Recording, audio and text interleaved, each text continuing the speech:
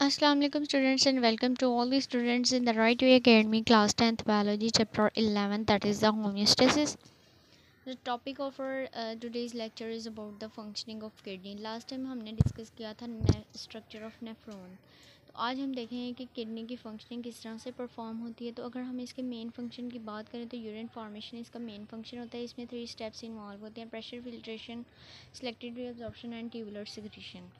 तो first step जो है वो प्रेशर फिल्ट्रेशन है। अब प्रेशर फिल्ट्रेशन वाले स्टेप में फेज में क्या होगा कि जब ब्लड एंटर होगा किडनी में रेनल आर्टरी के लिए, तो इसमें फिल्ट्रेशन ऑफ कंटेंट होगी जो कि इसमें एंटर हुआ है। अब उस कंटेंट में हमारे पास वाटर सॉल्ट्स भी आ जाते हैं, other contents like glucose, urea, calcium और सोडियम आयंस वगैरह आ जाते हैं। अब लास्ट टाइम आप लोगों ने नेफ्रॉन के स्ट्रक्चर में 2 पार्ट्स देखे थे, renal corpuscle and renal tubule. अब रेनल कार्पसल में जो है वो फर्स्ट पे जब ये कंटेंट एंटर होगा ग्लोमेरुलस में, और इसमें क्या होगी, इसमें फिल्ट्रेशन होगी इस कंटेंट की।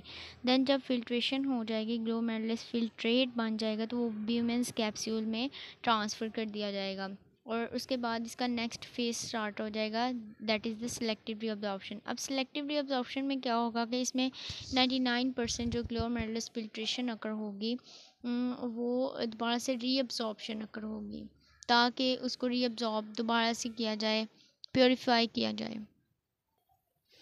अब इस स्टेप में कंटेंट की फिल्ट्रेशन होगी, इसमें डिफरेंट प्रोसेस इन्वॉल्व होंगे, जो कि ऑस्मोसिस हो सकता है, डिफ्यूजन हो सकती है, एक्टिव ट्रांसपोर्ट हो सकता है। अब ऑस्मोसिस में तो हम मेनली जो है वो वाटर सॉल्ट की कंसंट्रेशन को डिस्कस करते हैं, क्योंकि ये ऑस्मो रेगुलेशन का प्रोसेस होता है। एज वी नो कि जो किडनी होता है वो ऑस्मो रेगुलेशन में, एक्सक्रीशन में, हर चीज़ में इन्वॉल्व होता है। तो किडनी जो है वो हमारी बॉडी का इंटेग्रल और इम्पोर्टेंट कंटेंट है। अब जैसे कि आपने लास्ट टाइम देखा, अब रीनल ये जो है वो इसमें एंटर हो गया, फिर ग्लोमेरुलस फिल्ट्रेट ब्यूमेंस कैप्सूल में एंटर होने के बाद ये रीनल ट्यूब्यूल में ट्रांसफ़र कर दिया जाएगा। और अब रीनल ट्यूब्यूल के नेक्स्ट आगे से 3 फर्दर पार्ट्स होते हैं: PCT and loop of Henle और डिस्टल कन्वोल्यूटेड ट्यूब्यूल, और लास्ट वन जो होता है वो कलेक्टिंग डक्ट होता है। अब पीसीटीबी में सबसे पहले ये एंटर होगा, और अब इस पार्ट को जो है ब्लड कैपिलरीज जो होती हैं वो सराउंड की होती हैं ताकि फिल्ट्रेशन आकर हो। अब यहाँ पे नेक्स्ट हमारे पास लूप ऑफ हेनले आ जाता है। इसमें 2 लिम्स आ जाते हैं, असेंडिंग और डिसेंडिंग लिम्स।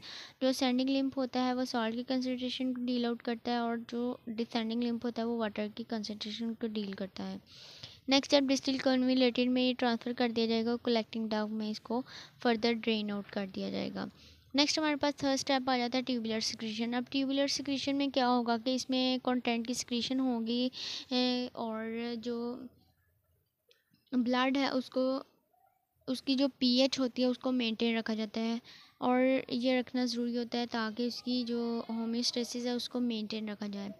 देन जब रीनल ट्यूब्यूल है उसमें जो फिल्ट्रेशन करने के बाद जो कंटेंट रह जाएगा वो यूरिन होगा। अब यूरिन में जो है वो नेक्स्ट इसको यूरिन को रेनल पेल्विस में ट्रांसफ़र कर दिया जाएगा, और देन यूरेनरी ब्लैडर, और यूरेनरी ब्लैडर के बाद जो लास्ट वन स्ट्रक्चर आ जाता है वो यूरेथ्रा हो जाता है।